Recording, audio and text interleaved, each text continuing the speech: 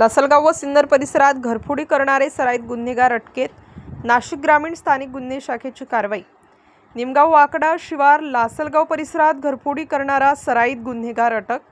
Lasalgaon police station हद्दीत निमगाव वाकडा येथील रहिवासी मिलिंद ठेंगे यांचे घर बंद घराच्या दरवाजाचा कडी कोयंडा तोडून आत प्रवेश करून कोणीतरी अज्ञात चोरट्याने गॅस टाक्या, 3 बर्नर, गृहोपयोगी वस्तू व रोख रक्कम असा एकूण 25,000 रुपये किमतीचा मुद्देमाल घरफोडी चोरी करून चोरून नेलाय।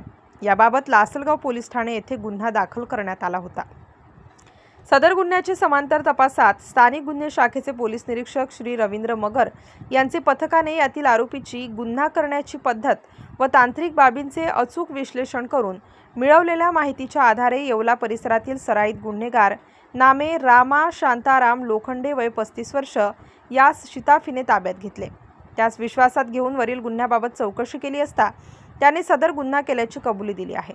सदर आरोपी हा सराईत गुन्हेगार असून त्याच्यावर यापूर्वी येवला तालुका कोपरगाव पोलीस ठाण्यात घरफोडी, चोरी, दुखापत, आर्म ॲक्ट यांसारखे एकूण 5 गुन्हे दाखल आहेत। सिन्नर शहरात घरफोडी करणारा सराईत गुन्हेगार स्थानिक गुन्हे शाखेच्या जाळ्यात।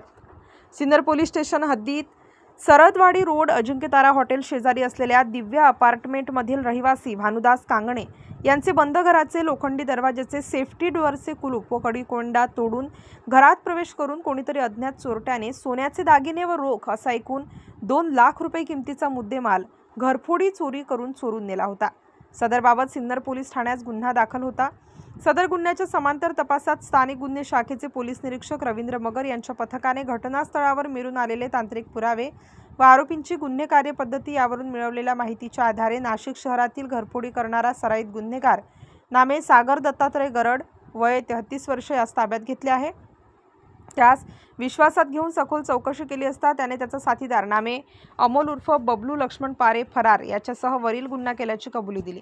तसेच सदर गुन्ह्यात चोरीस गेलेले सोन्याचे दागिने यातील आरोपी सागर गरड याने त्याचा नातेवाईक नामे योगेश राजेंद्र जाधव वय 22 वर्ष याच्या मार्फतीने विक्री केल्याचे तपासात समोर आले आहे। योगेश जाधव यास देखील ताब्यात घेण्यात आला असून सदर आरोपींना गुन्ह्याच्या पुढील तपासाकामी सिन्नर पोलीस ठाण्यात हजर केले आहे।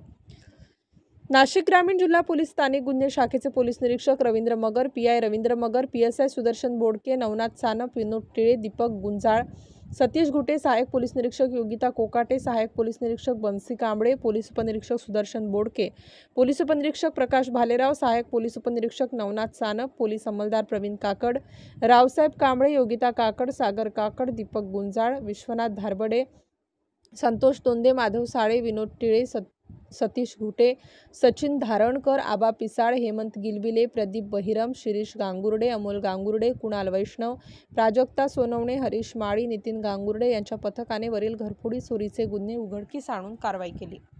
स्टार न्यूजसाठी मोहसिन पठाण, नाशिक।